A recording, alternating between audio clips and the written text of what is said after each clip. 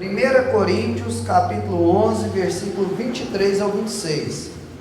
Na Bíblia que eu tenho aqui diz o seguinte: porque eu recebi do Senhor o que também vos entreguei, que o Senhor Jesus, na noite em que foi traído, tomou o pão e, tendo dado graças, o partiu e disse: isto é meu corpo, que é dado por vós, fazei isso em memória de mim. Por semelhante modo, depois de haver ceado, tomou também o cálice, dizendo: este é o cálice da nova aliança no meu sangue. Fazei isso todas as vezes que beberdes em memória de mim. Porque todas as vezes que comerdes este pão e beberdes o cálice, anunciais a morte do Senhor até que Ele venha. Amém? Sente aí com a sua Bíblia aberta. Aleluia. Nós acabamos de ler um texto aqui que o apóstolo Paulo escreveu direcionado à igreja de Corinto.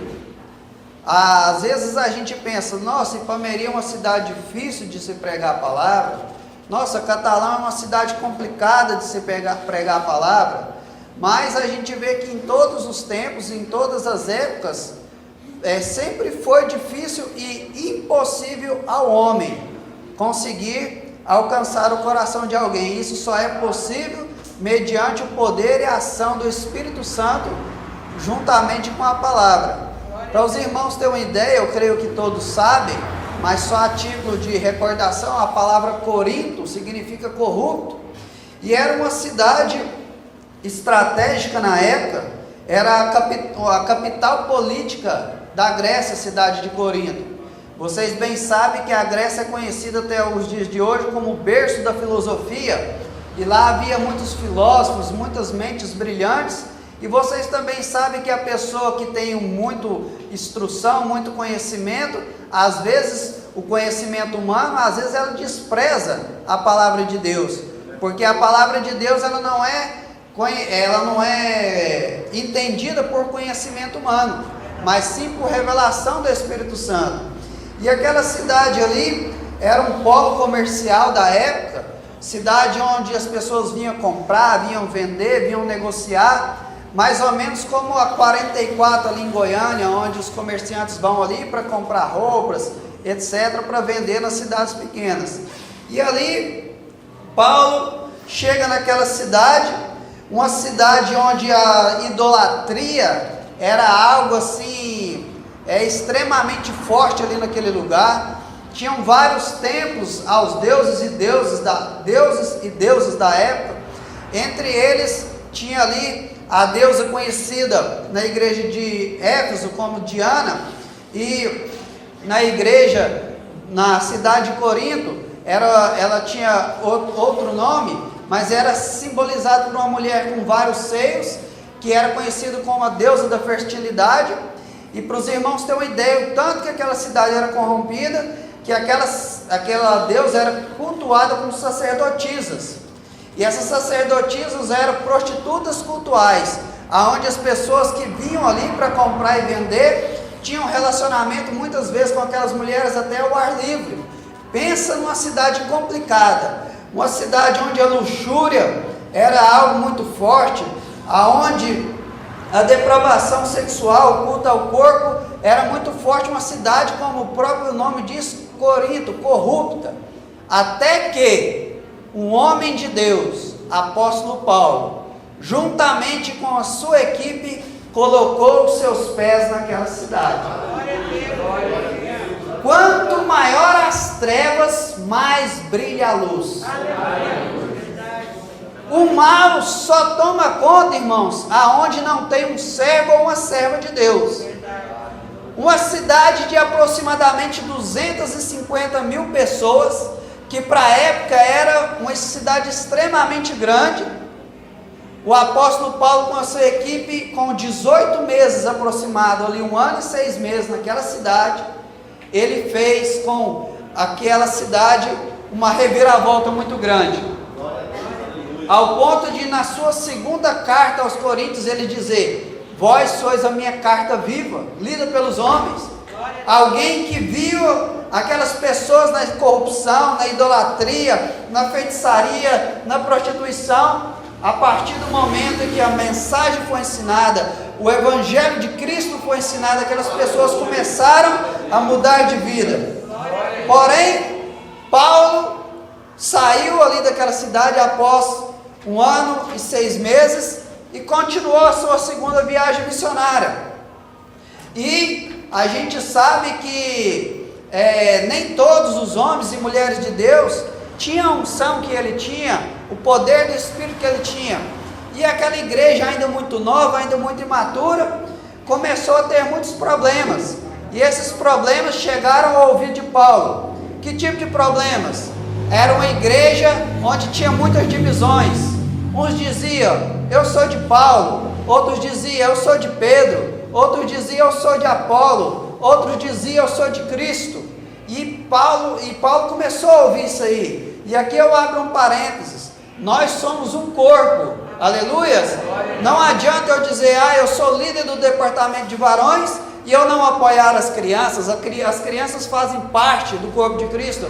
Eu sou das senhoras, eu não vou no culto de jovens. Não, nós somos um corpo, nós somos um só corpo e precisamos estar em comunhão. E a igreja de Corinto tinha problema de divisão, tinha problema de imoralidade. E Paulo trata sobre isso no capítulo 5.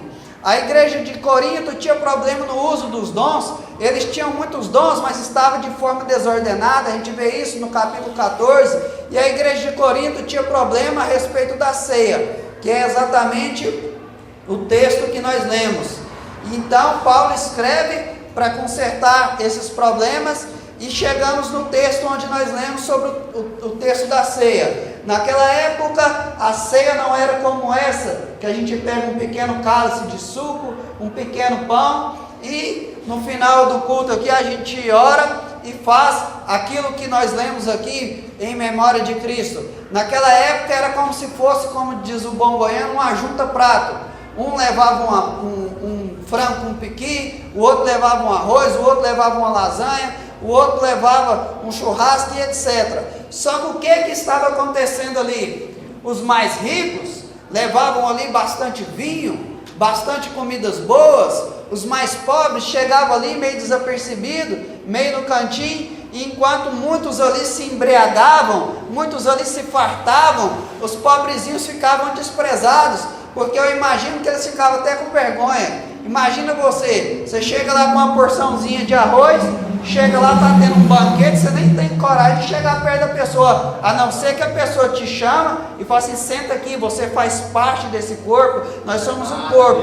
Mas o que eles estavam fazendo? Eles estavam comendo e desprezando, aleluias, os mais pobres. E aí Paulo pega e corrige isso e fala assim, nisso eu não vos louvo, porque vocês estão, como diz o goiano, bagunçando o negócio, vocês estão fazendo errado. E aí chega no versículo 23 e 24, a qual nós lemos, porque o que eu recebi do Senhor, eu também vos entreguei, que o Senhor Jesus na noite em que foi traído, tomou o pão e tendo dado graças o partiu, dizendo, isto é meu corpo que é dado por vós, fazei isso em memória de mim. Meus irmãos, a Bíblia, ela é um livro espetacular, e muitas coisas são literais, outras coisas são simbólicas, e aqui quando o Jesus, Paulo fazendo memória da última Páscoa que Jesus comeu, que se tornou para nós a ceia, ele vai falar que o pão que nós vamos participar daqui a pouco, ele representa o corpo de Cristo. E o corpo de Cristo, por sua vez, como está escrito em Éfeso, na carta de Éfeso capítulo 5, é a igreja. Ou seja, o pão é o corpo de Cristo, e o corpo de Cristo é a igreja. Aleluias! Então o que é que ele está dizendo? Vocês precisam ter unidade.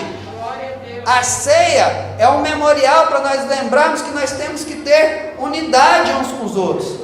Não é justo eu menosprezar o irmão, mas a irmã que já tem mais idade que eu, porque se hoje tem essa igreja é porque os anciões estavam há muitos e muitos anos orando por esse lugar, chorando por esse lugar, investindo tempo, investindo dinheiro, e eu não posso de maneira nenhuma menosprezar ele. Eu não posso menosprezar essas crianças. Por quê? Porque se Jesus não voltar por esses dias, elas são o futuro da igreja. Então Paulo chama a atenção deles dizendo o seguinte: vocês são um. Como vocês são um, os ricos vão menosprezar os pobres. Como vocês sendo um, vocês vão ter panelinha uns com os outros. Isso não está certo. Pensando aqui, quando eu estava fazendo esse esboço, eu pensei: ninguém em sã consciência acorda de manhã e fala assim: ah, não gosto muito desse dedo não, que unha feia. Coloca lá, pega um martelo e dá uma martelada na unha. Ninguém faz isso em sã consciência. Por querer ninguém faz, pode fazer sem querer, num acidente. Aí eu te pergunto, por que que às vezes nós conscientemente ferimos uns aos outros com palavras? Isso não é o que Deus ensina, porque o corpo simboliza Cristo, simboliza a igreja, simboliza, o pão simboliza a comunhão entre nós, a comunhão horizontal, aleluias. Isso que o ensinamento que a ceia do Senhor traz para nós é isso. O pão significa a comunhão de nós no horizontal, porque a cruz tinha um vertical e tinha um horizontal. E aí ele vai dizer, aleluias, sobre o pão, né, que nós temos que ter unidade. E é tão interessante a simbologia bíblica, porque o pão significa o corpo, que por sua vez simboliza a igreja, que por sua vez simboliza unidade. Essa mesma união mística a gente vê no marido e na mulher. O homem e mulher, marido e esposa se formam um. E quando eu vacilo e magoo a minha esposa, machuco ela com palavras, com atitudes, eu sinto, irmãos. Quem é casado aqui sabe. A gente sente, fala assim: nossa, fiz besteira. A gente sente a dor. Por quê? Porque isso é a unidade. E é isso que Cristo quer que nós, igrejas, venhamos a praticar. Quando o irmão estiver chorando, nós temos que chorar com ele. Quando o irmão estiver sorrindo, nós temos que sorrir com ele. Quando o irmão ganha um carro, glória a Deus, compra um carro novo, glória a Deus, que benção. Quando o irmão vai para a praia, aleluias, que benção, um dia eu quero ir lá também. Que glória, se eu não for lá, eu sei que no céu vai ser melhor que qualquer praia desse mundo. É isso que Deus quer. E esse sentimento vem através do amor. Quem é pai e mãe aqui sabe, quando o filho adoece, a gente quase adoece junto. Quando o filho machuca, a gente fica ali todo preocupado, a gente sente a dor. E é esse sentimento que Cristo quer trazer à nossa memória aqui nessa noite. Não adianta nós participarmos do pão e não se preocupar uns com os outros. Não adianta nós participarmos do pão e maltratarmos uns aos outros. O pão aqui simboliza o quê? O corpo. Simboliza o quê? Nós somos um em Cristo. E é isso que Deus quer falar conosco aqui nessa noite. Uma mãe, eu ainda não cheguei nessa fase, né? Mas uma mãe e um pai, quando o filho casa, sai, a minha mãe me fala, e eu creio que é verdade, a mãe na hora da janta, na hora do almoço, pensa: o que é que o meu filhinho está comendo lá? Será que está tendo? O que é que a minha mocinha está comendo lá? Já tem mais de 20 anos, o que é que a minha mocinha está comendo? E às vezes você pensa, e às vezes nós, irmãos, quando vamos participar do alimento ali na nossa casa, nós nem nos preocupamos às vezes se o nosso irmão está tendo algo de comer. Às vezes nós nem nos preocupamos se os nossos irmãos estão tendo dificuldade em alguma coisa. E eu não falo só financeira, mas às vezes dificuldade no casamento e etc, etc. Um dia nós estávamos saindo da igreja, o culto tinha acabado mais tarde, e eu falei para minha esposa: nós temos que ir ali na casa do irmão ali, que Deus tocou no meu coração o culto inteiro que nós temos que ir lá. E minha esposa: você tem certeza? Já é 9h30, e na casa dos outros sem avisar uma hora dessa. Não, vamos lá, porque a igreja é o seguinte, irmãos, a igreja, ela é atenta ao direcionamento do Espírito Santo, e ela se preocupa com os outros. E nós chegamos lá, oramos e repreendemos o espírito de morte. Futuramente ela me falou: Ela não falou com todas as palavras que ela estava pensando em suicidar, mas ela falou: Deus te mandou lá aquele dia para repreender o espírito de morte. E eu entendi que ela queria fazer uma besteira. E nós precisamos estar atentos, nós precisamos se preocupar uns com os outros. Amém? E aí ele vai falar sobre o vinho, ou suco, que representa o sangue de Cristo, que representa a nossa comunhão vertical. Você vê que antes de nós termos comunhão com Deus, a qual nós não vemos, nós temos que ter comunhão com os irmãos, a qual nós vemos. E aí, a cruz simboliza comunhão horizontal entre nós e comunhão vertical com Deus. Aleluia! O sangue de Cristo nos purifica de todos os pecados. Aleluia! Basta nós nos arrependermos e pedirmos e clamarmos a graça do Senhor. Foi cantado aqui um louvor aqui no começo daquele texto de Romanos 8, quem nos separará do amor de Deus? Aleluia! Nada nos separa do amor de Cristo, desde que nós nos arrependamos dos nossos pecados e procuramos andar em conformidade à sua palavra. Aleluia! Glórias a Deus, louvado seja o nome santo do Senhor. Aleluia! A ceia do Senhor, irmãos, é uma ceia tridimensional. Ela aponta o presente, ela aponta o passado e ela aponta o futuro. No presente nós fazemos isso aqui por fé, porque Deus disse através do apóstolo Paulo: fazer isso em memória de mim. Isso é presente, nós estamos aqui fazendo isso, aleluia, em memória de Cristo. Nós estamos aqui por fé, e tudo na nossa vida é por fé.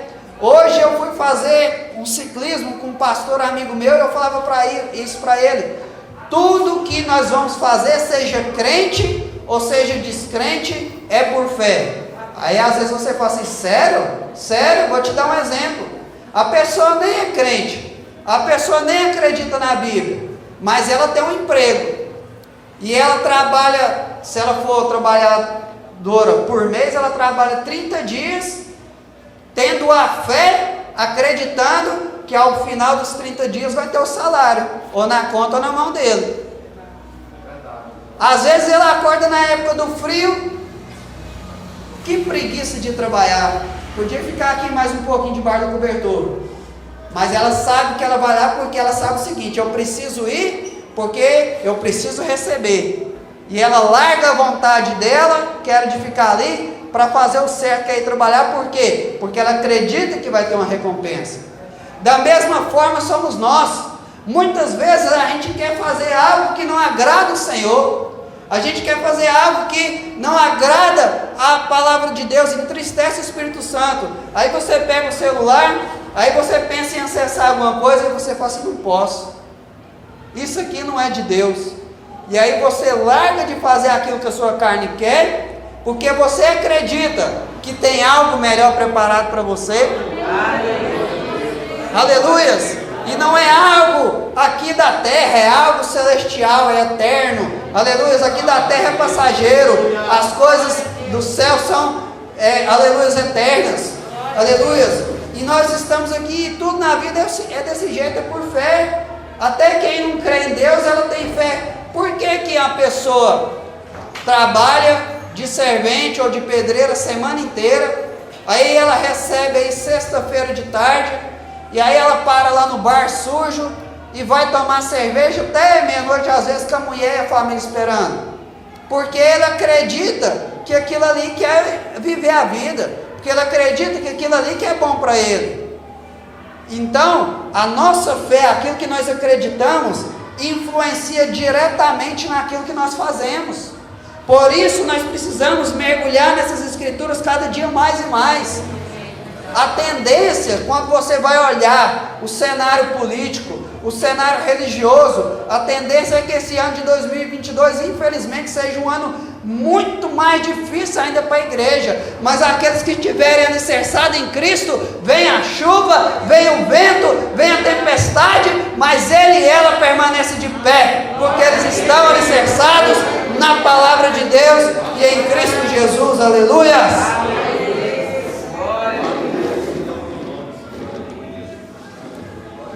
Então essa é a primeira dimensão da ceia, o tempo presente. A segunda dimensão da ceia é o tempo passado. Fazer isso em memória de mim, Cristo falou. Aleluias. E eu quero chamar você agora nessa noite. Vamos fazer isso, vamos fazer memória do que Cristo fez por nós. Aleluias. A Bíblia diz em Apocalipse 13:8 que Ele é o Cordeiro morto desde a fundação do mundo. Sabe o que significa isso? Deus já preparou tudo antes mesmo de nós nascermos. Está tudo preparado, é só nós andarmos no caminho. Aleluia. Jesus sempre está na frente. Jesus sempre está na frente, aleluia. Os discípulos estavam pescando depois que Jesus já tinha ressuscitado. Quando os discípulos chegam lá na beira da praia com o peixe, acredito que ainda tinha que limpar o peixe, escamar, tirar, limpar ali por dentro. Jesus já estava com o peixe lá na brasa. Aleluia. Glórias a Deus. Jesus sempre está na frente, irmão, sempre está na frente. Aleluia. Quando a gente vê que as palavras de Deus, a gente tem confiança, porque Ele sempre faz o que Ele promete. A Bíblia vai dizer, aleluia, sobre Jesus, tudo que Ele fez por nós, e nós estamos aqui nessa noite para lembrar. Olha o nível de renúncia que Jesus fez por nós. Jesus largou um trono de glória, aonde olho nenhum viu, ouvido nenhum ouviu, nem desceu ao coração do homem. Ele largou tudo aquilo ali, os serafins cantando santo, santo, santo, todos os anjos, os seres celestiais adorando. Ele largou tudo aquilo ali para vir sofrer. Por quê? Por causa de mim e por causa de você. Aleluia. Ele renunciou, irmãos, coisas grandes. E às vezes nós não temos coragem de renunciar nem o café da manhã e o almoço para fazer um jejum para aproximar mais de Deus. Às vezes nós não temos coragem de renunciar nem uma tarde de domingo para ir visitar um hospital, para ir visitar um irmão que está assumindo a igreja. Aleluias. Nós temos sempre, o ser humano, ele gosta de jogar a responsabilidade para cima dos outros. Isso aí é com o pastor, isso aí é com os obreiros. Não, irmão, você é corpo. Esse pão aqui simboliza eu e você, nós somos corpo e todos nós temos que trabalhar. Aleluias. Imagina a minha perna esquerda falar assim para o corpo: não, já tem a perna direita, já tem os braços, eu não vou trabalhar não. O corpo vai ficar defeituoso, irmãos. Então, a gente vê que Jesus renunciou tudo, e hoje nós estamos aqui para lembrar disso, que Jesus renunciou tudo, toda glória, toda honra, e nós precisamos, irmãos, renunciar. Aleluias. O céu, irmãos, quem quiser ir para o céu, Jesus falou: aquele que quiser vir após mim, negue-se a si mesmo. Isso é renúncia. Toma cada dia a sua cruz, isso é renúncia e siga-me. Aleluias. A gente vê, lembrando aqui do que Jesus fez. Jesus falou que Ele é a água para quem está sedento. Eu sou a água da vida.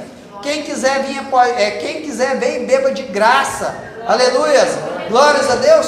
Todos nós temos sede. Nós temos sede na área familiar, nós temos sede na área financeira, nós temos sede na área espiritual, e Jesus está ali, fonte de água viva, pronto para matar a nossa sede. E hoje nós estamos aqui lembrando disso. Nós não precisamos matar a sede na prostituição, porque Deus preparou para cada um de nós um casamento abençoado.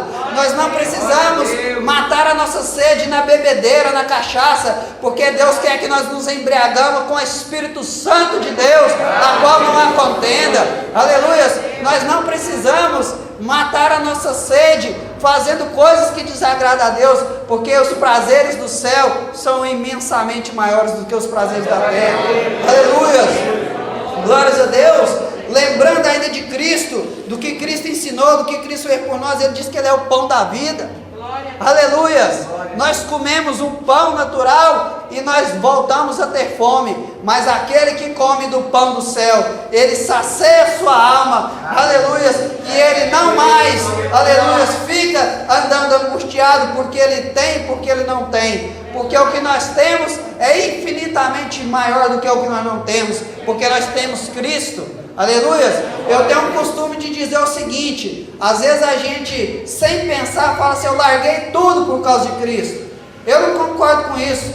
Eu concordo que nós largamos nada por causa de tudo, porque tudo é Ele. Aleluia, glórias a Deus. Paulo largou toda a sua pompa, toda a sua pessoas ali te elogiando, bajulando ele, e ele falou assim que considerou aquilo ali tudo como refúgio, esterco, mediante as revelações que Deus tinha para ele. Aleluia. Deus tem coisas grandes.